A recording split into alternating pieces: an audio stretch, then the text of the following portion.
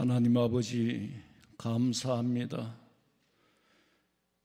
하나님 이외에는 소망이 없음을 돌아가는 세상으로 통하여 우리에게 징조를 보이지만 미련하여 깨닫지 못하고 있습니다. 용서해 주시고 아버지 하나님, 오늘 드리는 예배를 온전히 받아 연락하시되 성도들의 심령 속에 성령 하나님 임재하여 거듭난 은혜를 체험하게 하여 주시옵소서. 다시 오실 예수님의 이름으로 기도하옵나이다. 아멘.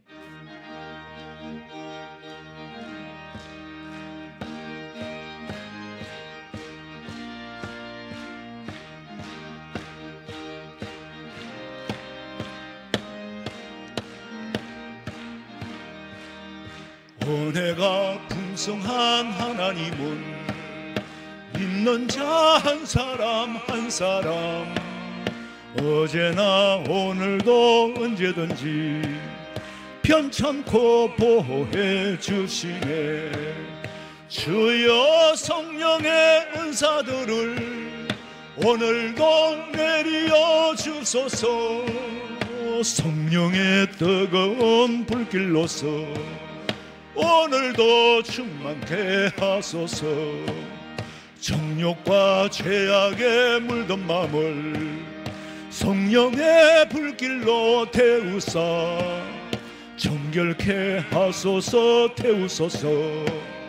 깨끗게 하여 주옵소서. 주여 성령의 은사들을 오늘도 내려 주소서. 성령의 뜨거운 불길로서 오늘도 충만케 하소서. 희생의 제물로 돌아가신 어린 양 우리 주 예수여, 구속의 은혜를 내리시사 오늘도 구원해 주소서. 주여 성령의 은사들을 오늘도 내려 주소서. 성령의 뜨거운 불길로서 오늘도 충만케 하소서.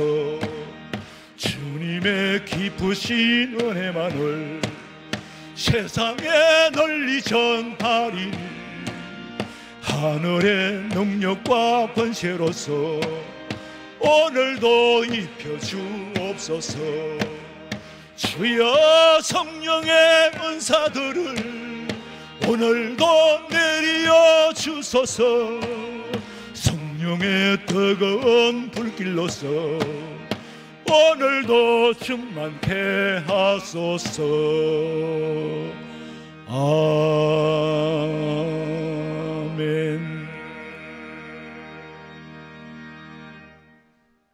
천지 만물을 창조하시고 주관하시는 하나님 아버지 감사합니다.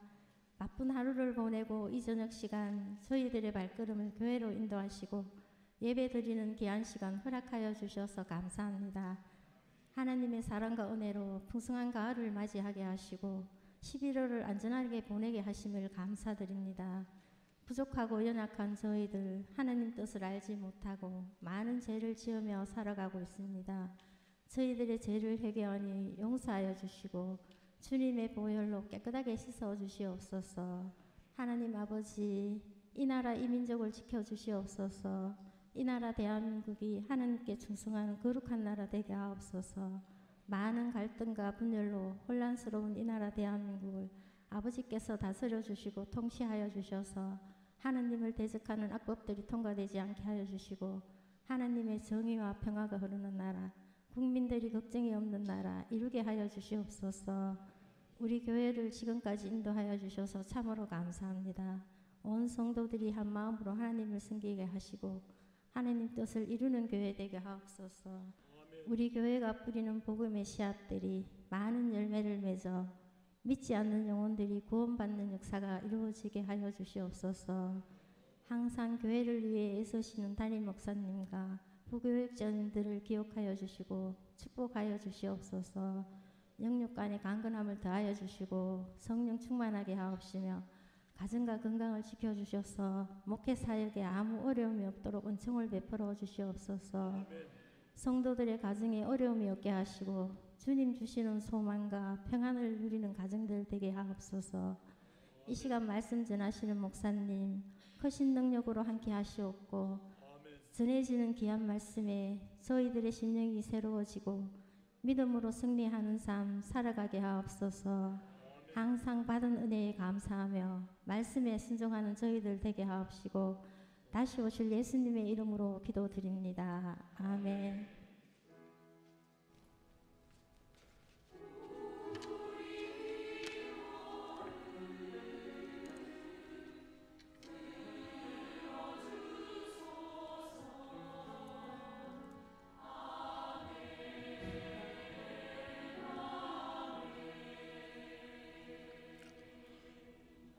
사도행전 19장 1절에서 7절까지 우리 다시 한번 다 같이 천천히 한 목소리로 읽겠습니다. 사도행전 19장 1절입니다. 아볼로가 고린도에 있을 때에 바울이 윗지방으로 다녀 에베소에 와서 어떤 제자들을 만나 이르되 너희가 믿을 때에 성령을 받았느냐? 이르되 아니라 우리는 성령이 계심도 듣지 못하였노라. 바울이 이르되 그러면 너희가 무슨 세례를 받았느냐? 대답하되 요한의 세례니라. 바울이 이르되 요한이 회개의 세례를 베풀며 백성에게 말하되 내 뒤에 오시는 이를 믿으라 하였으니 이는 곧 예수라 하거늘 그들이 듣고 주 예수의 이름으로 세례를 받으니 바울이 그들에게 안수함에 성령이 그들에게 임하심으로 방언도 하고 애언도 하니 모두 12사람쯤 되니라. 아멘. 마리아 찬양대에서 찬양드리겠습니다.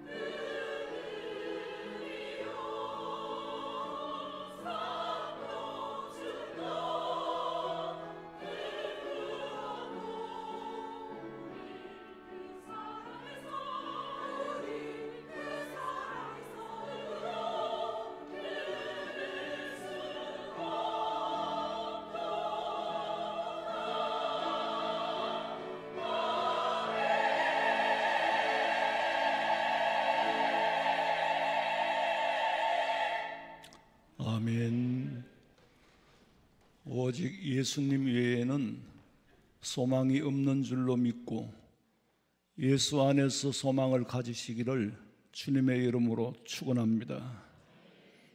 목사님이 그저 서두에 도입할 말이 없어서 하는 말씀이 아니고 너무나도 간절하고 호소하고 싶은 마음이에요. 뭘 호소합니까? 우리 성도들이 오직 예수 안에서만 소망을 가져달라고 호소하고 싶은 거예요. 며칠 전에 산책을 나갔다가 전도를 받았어요. 아마 일평생에 우리 집사람하고 산책을 몇 번 나갔는지 모르겠어요. 하여튼 그날은 같이 나갔는데 어떤 길 가는데 옆에서 예수 믿으세요 하고 이 전도용품하고 이걸 주더라고요. 느낌이 있잖아요. 이 목회자가 느낌이 있어요. 이게 사입인지 이단인지 이상한 건지 느낌이 있어요. 근데 주는데 네 감사합니다 하고 받았어요. 받으면서 느낌이 많이 듣던 음성이라 그래서 보니까 후배 목사님이에요.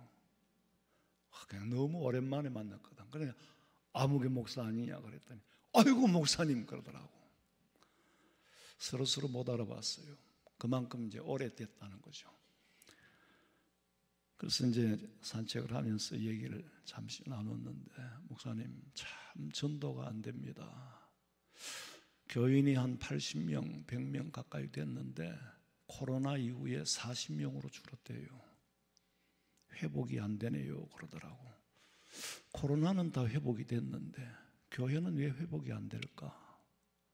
우리가 코로나가 왔을 때 그런 말을 했죠. 뉴 노멀 시대라고. 그 뉴 노멀이라는 게 무슨 뜻이냐면은 새로운 질서가 들어섰단 말이에요. 코로나라는 그 전염병 때문에 지구상에 새로운 질서가 들어서서 많은 변화가 일어났어요. 흥하고 망하고도 일어나고 질서도 많이 변화가 됐는데 사실은 뉴 노멀이라는 것은 여러분 지금까지 우리가 이 세상에 살면서 처음 듣던 말이잖아요. 왜 그러냐면 그전에는 서서히 점진적으로 변화가 됐기 때문에 적응을 할 수 있었어요. 그런데 갑작스러운 질서가 들어왔단 말이에요. 그래서 그걸 뉴 노멀이라고 하는데 그 질서에 적응하기가 상당히 힘들었습니다. 그러나 저러나 코로나는 이제 아직도 코로나가 있어요. 지금 독감도 굉장히 많이 현하고 있어요. 그런데 교회가 아직까지 코로나 후유증을 앓고 있다는 것은 정상이 아니죠. 도대체 저는 언뜻 이해가 안 됐어요. 코로나가 지나간 지가 언젠데. 그 중에는 여러 가지로 분류를 할 수 있겠죠. 그저 제 나름대로 정말로 코로나 때문에 모이면 안 된다는 거. 초신자들, 새신자들은 믿음이 없는 상태에서는 한 번 안 가면 두 번 안 가게 되고 두 번 안 가면 세 번 안 가고 영 안 가게 되거든요. 그런 부류가 있을 거고 또 코로나를 빙자해서 교회를 이동하는 사람도 있습니다. 여러 가지 이유가 있겠죠. 그래서 참 힘들다라는 말을 듣고 마음이 참 무거웠어요. 그런데요, 여러분 앞으로는 우리는 60년, 70년 동안 뉴 노멀이라는 시대를 처음 맞이했는데 그 기간이 앞으로는 70년이 걸리는 게 아니라 7년이 걸리는 게 아니라 7개월이 걸릴 수도 있습니다. 이렇게 빠르게 변하는 이 시대에 우리가 적응할 수 있는 거, 그건 대단히 어려운 일이에요. 왜 그러냐면은 말세 마지막 때 일어날 일들이기 때문에 세상 질서와 세상과 합하여서 세상의 소망을 두고 살려면은 살 수가 없는 시대가 온단 말이에요. 그러니까 우리 예수 믿는 사람은 지금 땅에 발을 딛고 살지만 우리의 소속은 천국의 시민권을 가지고 우리가 장착할 나라는 천국인 줄로 믿으시기 바랍니다. 코로나가 아니더라도 우리는 가야 돼요. 그보다 덜한 병이 와도 우리는 세월이 흐르고 나이가 들면 가는 게 질서예요. 그리고 앞으로는 보편적인 소망도 유지하고 살기가 어려울 거예요. 사람들은 다음 세대, 손자 세대라고 말하는데 손자 세대가 아니라 아들 세대에 살아가기가 상당히 어려워질 겁니다. 그러면은 세상살이가 고달프면은 오직 하나님 외에는 소망이 없다는 것을 점점 더 고달픔으로 통해서 걸러지고 알고 본 그 고달픔으로 안으로 들어올 거고 쭉정이는 고달픔으로 인하여 날아갈 거예요. 코로나 바람에 반토이나 줄었다면은 그 사람들 다 어디 갔을까? 우리 화원성민교회 성도들은 코로나가 2번 오고 3번 와도 믿음 잃지 마시기를 주님의 이름으로 축원합니다. 이미 지난 2시간에 걸쳐서 학습된 교인에 대해서 공부를 했는데 나는 아직도 학습교인인지 성령 받고 거듭난 교인인지 성령을 받았다면 정말 내가 성령의 은혜를 체험하고 사는 거지 성령을 받아놓고도 은혜를 체험하지 못하고 사는지 내 자신의 삶을 진단할 때에 건강의 문제도 물질의 문제도 훨씬 더 가벼워지게 됩니다. 여러분 우리가 살면서요 특별한 사람 아무도 없습니다. 돌아보니까 저만큼 수술을 여러 번 한 사람도 없고 저만큼 아파 본 사람 몸도 마음도 사는 날까지가 고달픔이에요. 그런데 유일하게 살 수 있는 것은 천국의 소망이 있기 때문에 살아갈수록 두 세상에 산다는 걸 점점 더 느끼게 돼요. 나이가 드니까 예수님을 안 믿는 동기 친구들은요 전혀 다른 세계 맨날 그 카톡을 보면 그 세계를 들여다보잖아요. 참 안 됐다.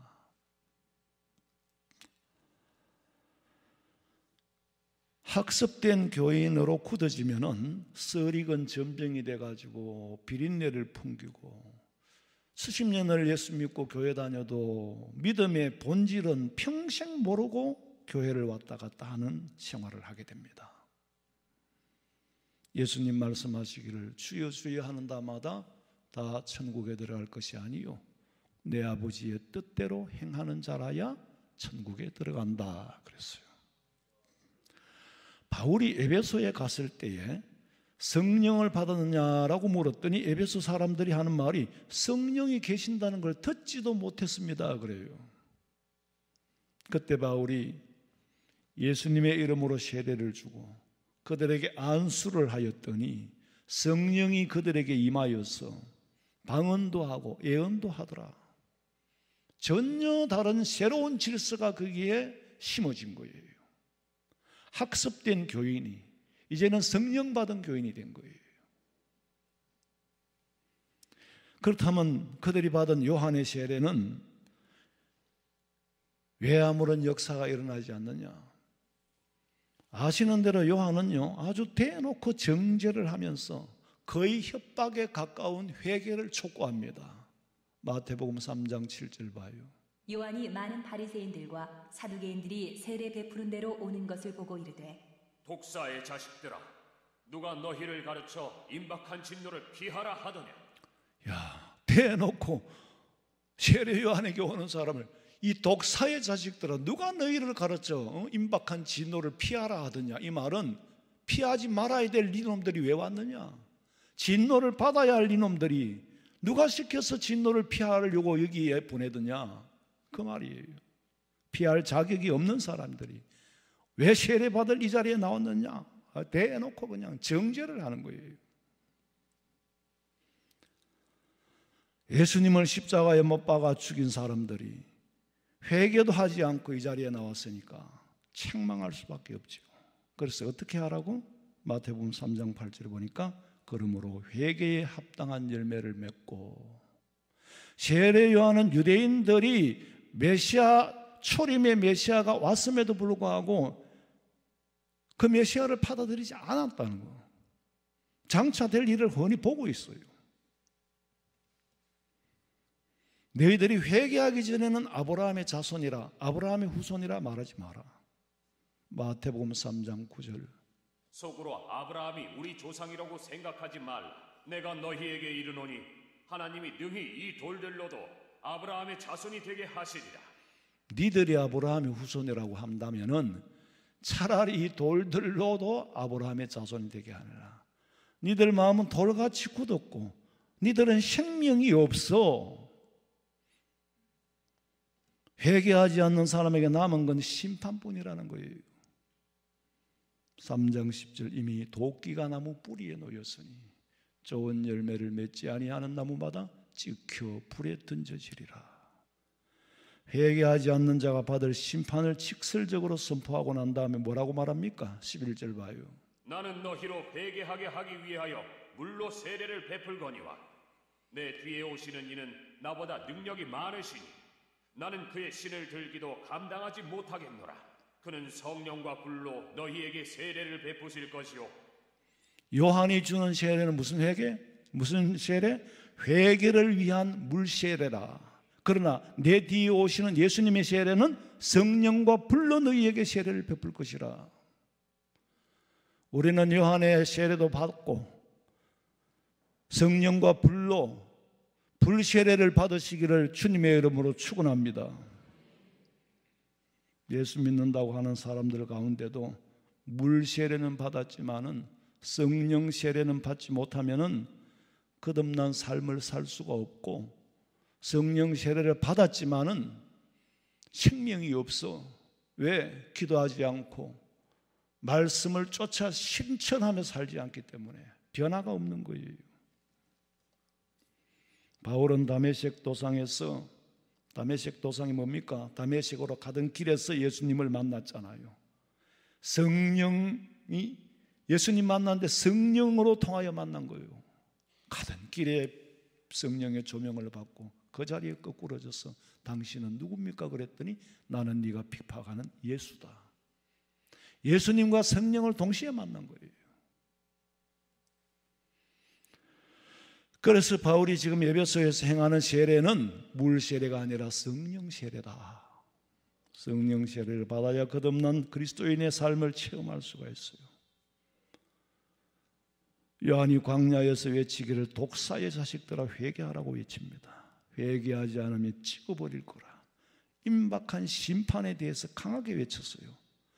그 사람들이 예수님을 메시아로 몰라보고 예수님을 십자가에 죽였다면은 돌아서서 회개라도 했어야 하는데, 회개하지 않은 까닭에 이스라엘의 역사는 멸망으로 치닫고 말았습니다. 주후 70년에 로마에 의해서 멸망받고 몇 년 만에 회복됐다고? 거의 2000년 만에. 무서운 심판이잖아요. 문제는 그때 그 하나님이 그러고 말았으면 좋겠는데 지금도 그 하나님이 여전히 살아 계신다는 겁니다. 역사 속에. 예? 지금 우리 가운데 살아 계신다는 거예요. 사실 우리는 하나님만 바라보고 살아야 되는데 구질구질하고 잡다한 일들이 너무 많아. 그게 우리의 삶이에요.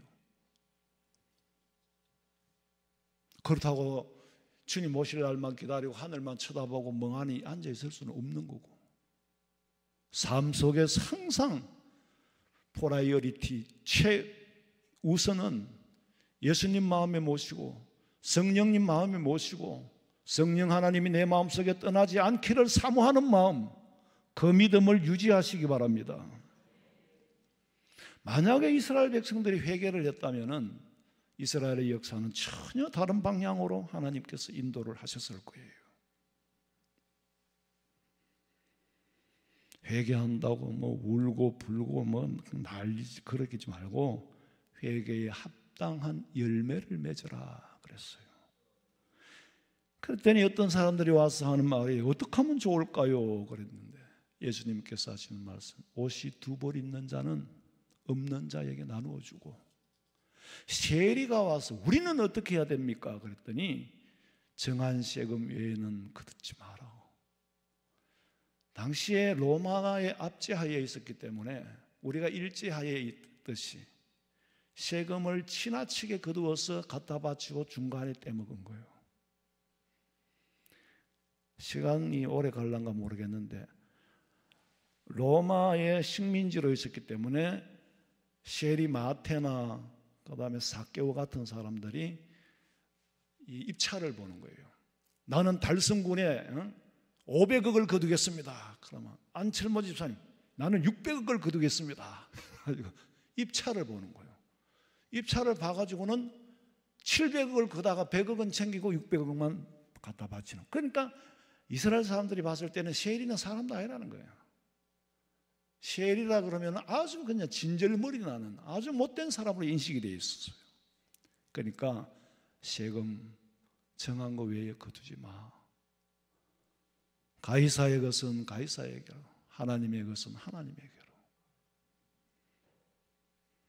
관원들이 와서 우리는 어떻게 하면 좋을까요? 그랬더니 강포하지 마. 강포하지 말고 바르게 살고 정의를 위하여 살아라. 그렇게 가르쳤어. 그렇게 가르침을 받고 그렇게 산 사람은 길지 않은 인생 살면서 하나님 앞에 가서 영원히 받을 상급이 얼마나 컸을까? 얼마나 컸을까? 저는 그전부터 제가 주일학교 다닐 때부터 천당 가기 위해서 예수 믿었다 그랬죠. 정말 예수님 앞에 섰을 때 내 보일 게 뭐가 있을까? 손과 발에 그리스도의 흔적이 있냐? 뭘 위해서 살았을까? 요한이 오시리라고 하신 그 예수님, 천국의 주인 되시는 예수님이 이 땅에 상륙을 했잖아요. 강림을 했잖아요. 그 예수님을 내 마음에 모시면 내 마음에 천국을 이루고 살아. 완성된 천국은 아니지만 이미 천국이 내 마음에 왔고, 그 천국이 이미 우리 가정에 왔고, 그 천국이 이미 우리 나라에 왔는데, 그리스도의 계절이 이 나라에 풍성해야 되는데 교회를 핍박하고 박해하는 일들이 있으니까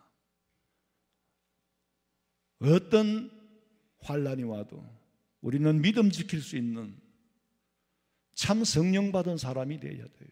내가 내 마음을 못 지켜요. 베드로가 죽어도 주님을 부인하지 않겠다고 했지만 지 마음대로 되나 그게? 성령 받지 못하고 부활하신 예수님 만난 후에 베드로가 변화의 사람 된 거예요.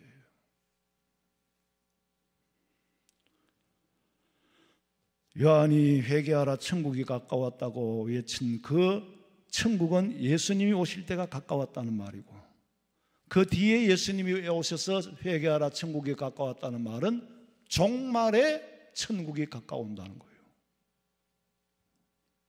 완성된 천국, 얼레이디 이미 왔지만 아직 완성되지 않은 그 기간, 중간 기간에 우리가 지금 살고 있습니다. 애굽을 떠나서 지금 광야에 살아요. 우리 앞에는 요단강이 보이고 건너는 가나안 복지가 보입니다. 우리 앞에는 요단강이 뭡니까? 죽음이잖아요. 죽음 전후는 뭡니까? 천국이에요. 세례 요한이 천국을 예언했다면 예수님은 완성된, 성취된 천국을 선포하고 계시는 거예요. 신앙생활도 여러 단계가 있어요. 첫째는요, 내 부족함과 허물과 죄인됨을 깨닫는 단계. 죄인됨을 깨닫는 단계가 첫 단계예요. 그리고 나는 스스로는 아무 소망이 없는 사람인 줄로 인정하는 게 첫 단계를 통과하는 겁니다. 내 안에 소망이 있어 내가 소망을 만들어낼 수 있다고 생각하는 사람은 예수 믿을 필요가 없습니다. 내가 소망인데 무슨 예수를 믿어요? 내 안에는 소망이 철저히 없다. 내 안에는 철저히 죄밖에 없다. 죄인임을 인정하는 것이 그리스도인이 입문하는 첫 단계고, 나는 내가 소망을 만들 수 없다는 것, 오직 주님 외에는 소망이 없다는 것, 천국 말고는 소망이 없다는 걸 아는 단계가 2단계예요. 그리스도 안에서만이 참 소망이 있다. 오직 예수 그리스도가 내게 주시는 은혜를 체험하게 되는 거예요. 그러고 그 다음 단계는 내가 죄인임에도 불구하고 하나님은 나를 사랑하신다. 그 사랑을 체험해야 되고, 그 사랑 안에 살면서 딴 길로 가지 않겠네. 아버지가 나를 사랑한다면 왜 매를 들까? 그렇게 말하는 아이는 아직 철이 없기 때문에 그래요. 아버지가 나를 사랑하시기 때문에 매를 든다라고 생각해야 철이 든 사람이에요. 징계가 없으면 사생하라 그랬잖아요. 하나님 앞에 징계를 받지 않으면 사생자라 그랬어요. 우리는 항상 누구든지 어떤 징계를 받아도 마땅한 사람입니다. 누구가 징계를 받는 것은 특별해서 징계를 받고 나는 죄가 없어서 징계를 안 받는 게 아니에요. 우리는 살면서 가지각색의 징계를 이미 받으며 살고 있는 거예요. 저도 엄청난 징계를 받고 살아요. 그거 다 내 죄 때문이지. 은혜가 있기 때문에 살아남았지, 벼락을 쳤으면 그대로 끝났어요. 내가 지은 죄보다도 내 죄와 허물을 덮어줄 보자기가 다 큰 사랑의 보자기가 우리를 그냥 허물을 덮어버리는 거예요. 덮어버리는 거예요. 없는 게 아니에요. 덮어버리는 거예요. 그래서 우리는 자꾸 꾸중물을 통해 짝대기를 넣어 흔들지 말자고 내가 30년 전부터 그렇게 말했어요. 인간 세상에는 깨끗할 수가 없습니다. 깨끗해야 하지만은 깨끗해야 할 수 없는 게 인간 세상이에요. 그런데다가 또 자꾸 짝대기를 가지고 흔들어 제끼면은 그 잡탕 꾸중물을 먹고 살 수가 없어요. 예수님께서 우리의 허물을 덮어주신 것처럼 우리 성도들은 서로의 허물을 덮어줄 수 있는 성령 받은 은혜를 체험한 그 사랑 받은 대로 나누시기를 바랍니다. 덮어줘야 되는데 덮을 보자기가 없으니까 남의 허물이 자꾸 보여. 저는 눈이 멀었는가 봐요. 성도들의 허물이 안 보여요. 근데 성도들은 목사의 허물을 당연히 보겠죠. 제가 목회하면서 느끼는 건 그래요. 참 아무리 해도 사랑받고 다 모든 성도들한테 인정받기는 힘들구나. 거듭거듭 말씀드리지만 제가 왜 성도들을 사랑을 안 하겠어요? 왜 제가 인사를 안 하겠어요? 근데 인간인지라 감정의 기복이 있을 수도 있잖아요. 오늘은 집안에 일이 있어가지고 마음이 무거울 때가 있어요. 그러면 인사를 해도 성도들이 목사님 인사를 왜 저려봤지? 뭐 기분 나쁜 일이 있나? 내가 뭐 잘못했나? 나하고 연결시키지 말고 목사님이 무슨 일이 있는가 보다 이렇게 생각하면 돼요. 어떻게 한결같이 365일 그렇게 깔깔 웃을 수 있겠어요? 짊어지고 있는 짐이 얼만데. 근데 자기하고 연결시키는 거예요. 내가 뭘 잘못했는데 저럴까? 나한테 왜 저럴까? 이러니까 자기 마음 상하고 아무에게도 덕이 없는 거예요. 제가요 300명만 되면은 다 끌어안아 줄 수 있어요. 근데 이게 교회가 크면은 좋은 건 아니에요. 그리고 또 좋을 수도 있는데 자꾸 목사님 사랑을 받으려 하니까 저는 여러분이 원하는 만큼 사랑은 하지만은 느끼게 해줄 수는 없어요. 그래서 제가 지난번에 말씀드렸잖아요. 목사님, 저는 아무개 교회에서 목사님의 담임 목사님의 총애를 받은 사람입니다. 그러더라. 당신은 우리 교회 다니기 어렵겠다. 내가 얼마 안 있다 가더라고. 내가 문제주로 그 총애를 하면 저는 총애하는 사람이 없어요. 친한 사람도 없고 특별히 사랑하는 사람 다 사랑하지. 뭔 얘기가 이상하게 나갔네요. 그러니까 산다는 게 그런 거예요. 내가 은혜를 받으면 다 은혜로 보여요. 내가 마음이 어두우면 어둡게 보이고. 예수님이 십자가에 죽으셨다는 것은 지식으로 알 수 있잖아요. 역사로 알 수 있어요. 근데 내 죄값을 대신 지불해 주시고 나를 천국에 보내기 위해서 죽으셨다라는 사실은 믿어지지 않는 거예요. 역사는 알겠는데 그 역사 속에 오신 예수님이 내 죄를 대신 짊어지고 죽으시고 내 죄값을 치르고 나를 천국 보내기 위해서 오신 메시아라고 말하면 그건 안 믿어지는 거예요. 왜? 성령 받지 못했기 때문에. 2000년 전에 있었던 역사적인 사건인 것은 틀림이 없는데 나와 관련 연관을 시킬 수가 없어요. 그 예수님이 나를 구원하러 오신 메시아다. 연관을 맺게 하는 분 누구예요? 성령 하나님이에요. 성령 하나님이 십자가, 성부 하나님은 구원을 계획하시고 성자 예수님은 구원을 이루으시고 그 이루신 구속을 적용시키는 분은 누구요? 성령 하나님이에요. 그 사실을 믿게 하는 분은 성령 하나님인 줄로 믿으시기 바랍니다.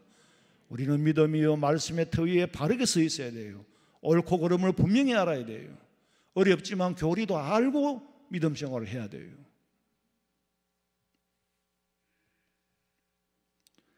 많은 날 공부를 하고 많은 날 신학을 연구해도 중생을 체험하지 못한 이유는 성령 받지 못했기 때문에 그래요. 아니 예수님이라는 분이 오셔가지고 병자도 고쳐주고 소경의 눈을 뜨게도 해준다는데 그것까지는 알겠는데 내 죄를 위해서 죽으셨다는 사실은 이해도 안 가고 믿어지지도 않아요. 그리고 아니 내가 무슨 죄를 지었는데 자기가 내 죄를 사해줘? 한번 생각을 해봐요. 웃기고 있는데 내가 무슨 죄를 지었는데 내 죄를 사해줬다. 여러분 납득이 안 가는데 이게 인간의 힘으로 납득을 시킬 수 있습니까? 아니에요. 성령 받아야 믿어지게 되는 거지. 우리 사람이요 납득을 시켜서 지식을 주고 아무리 당위성을 설명해도 안 믿어지는 데는 도리가 없어요. 사람의 힘으로는 아무도 구원하고 믿게 할 수는 없다는 거 알아야 전도하다가 낙심하지 않습니다. 여러분 전도하다가 낙심하는 이유는 내가 할 수 있을 거라고 생각했기 때문에 낙심하는 거예요. 내가 설득시켜서 전도할 생각은 말아야 돼. 그저 내가 받은 은혜를 나누는 거예요. 나는 예수님을 믿었더니 이런 은혜를 주시더라. 그걸 나누는 거예요. 그런데요 전도라는 거 우리 깊이 한번 생각해 봅시다. 아니 원리를 한번 생각해 봅시다. 전도는요 남을 죄인으로 만드는 게 전도입니다. 그렇잖아요. 길 가는 사람 붙들고 우리는 다 죄인입니다. 죄에서 구원 받으려고 하면 이 사람 미쳤나? 내가 무슨 죄인이란 말이고.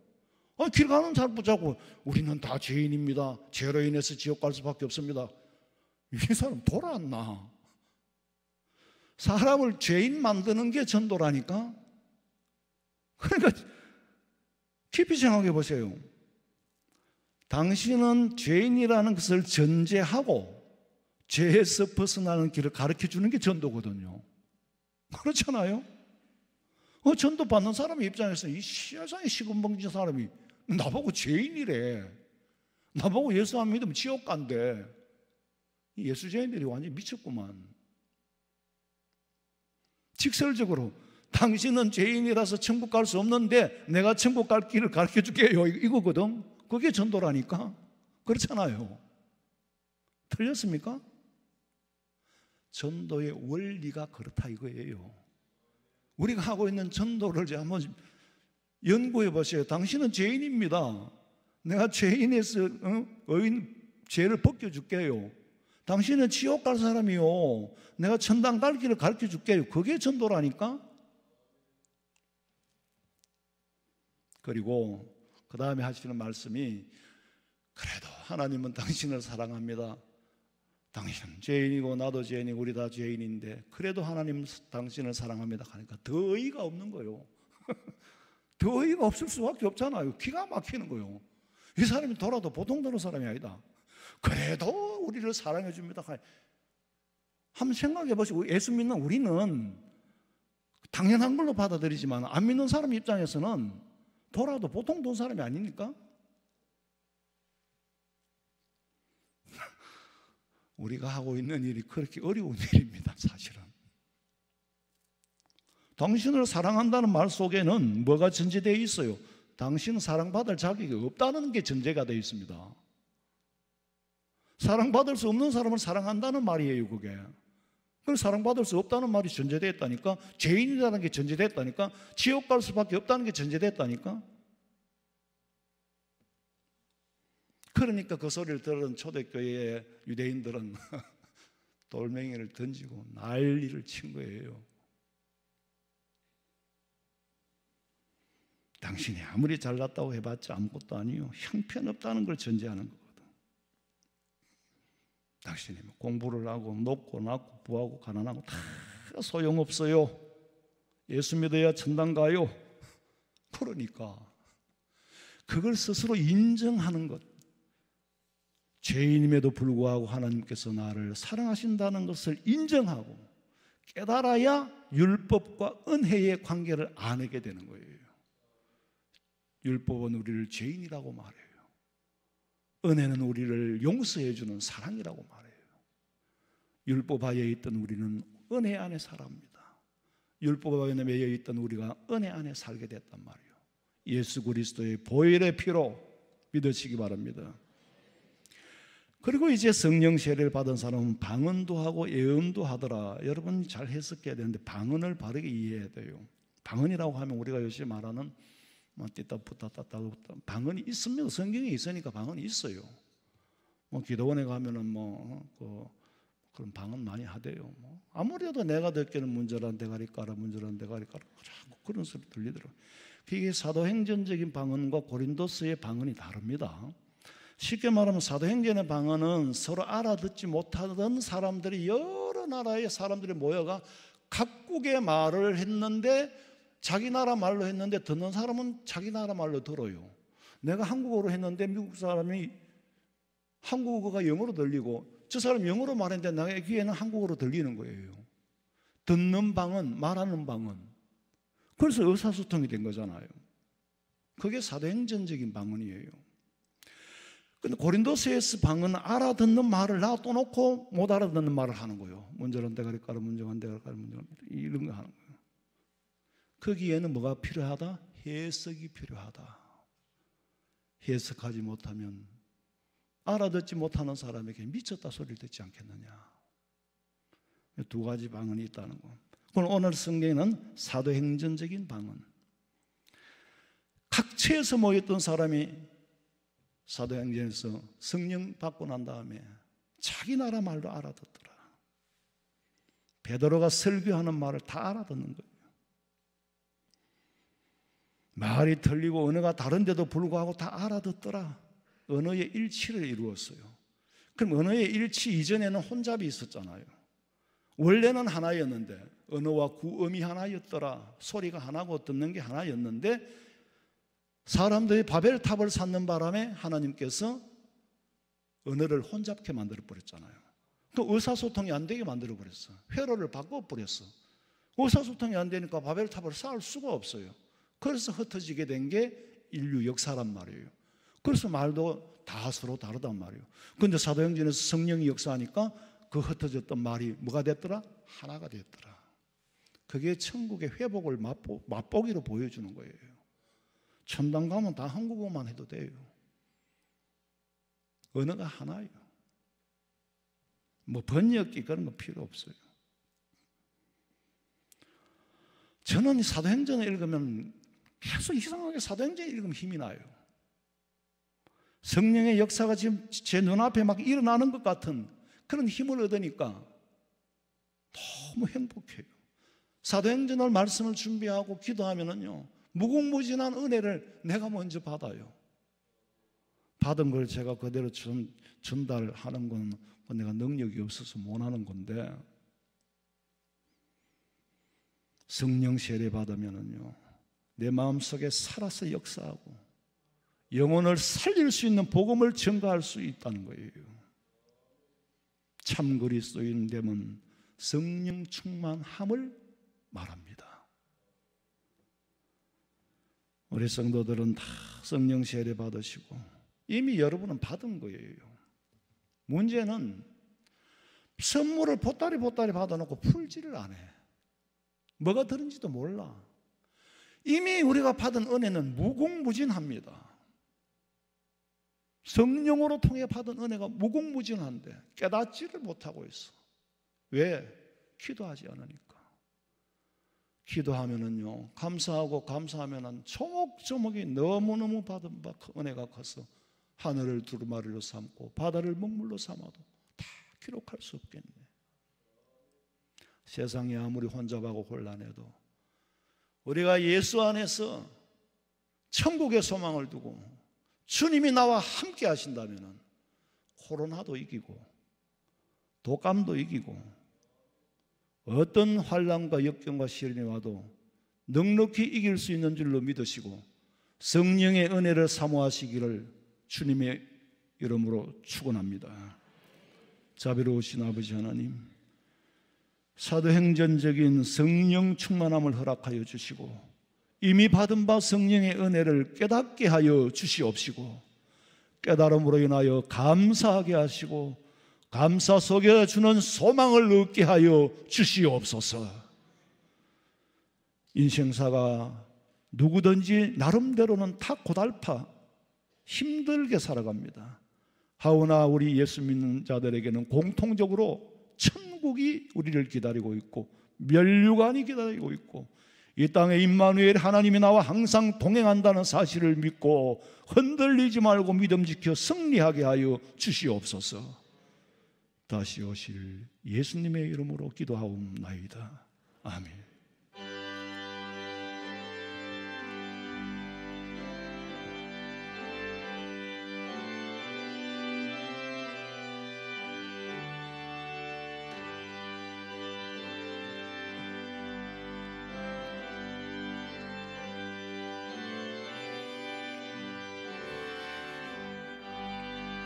성령이여 강림하사 나를 감화하시고 애통하며 회개할 맘 충만하게 하소서. 예수여 비오니 나의 기도 들으사 애통하며 회개한 맘 충만하게 하소서. 성령이여 강림하사 거신 권능 주소서. 원하옵고 원하오니 충만하게 하소서. 예수여 비오니 나의 기도 들으사 애통하며 회개한 맘 충만하게 하소서. 힘이 없고 연약하나 엎드려서 비오니 성령 강림하옵소서. 충만하게 하소서. 예수여 비오니 나의 기도 들으사 애통하며 회개한 맘 충만하게 하소서. 정케하고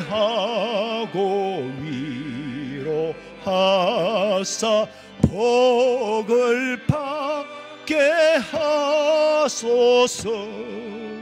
충만하게 하시오니 무한 감사합니다.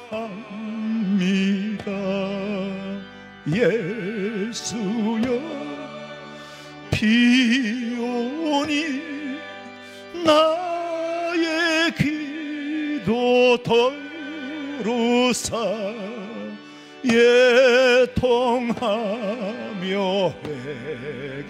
회개한 맘 충만하게 하소서.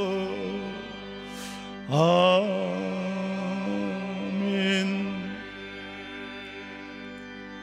지금은 우리 주 예수 그리스도의 은혜와 하나님 우리 아버지의 그 만극하신 사랑과 성령의 위로하심과 교통하심이 성령 충만함 받기를 원하며 성령의 은혜 안에 살기를 소망하는 우리 성도들의 머리 위에, 가정과 직장과 사업장과 자녀들의 앞길 위에 지금으로부터 영원토록 함께 있을지어다.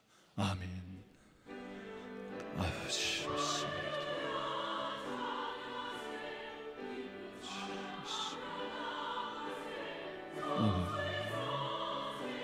성령을 떠나지 않게 하시고, 아버지 사로잡힌 것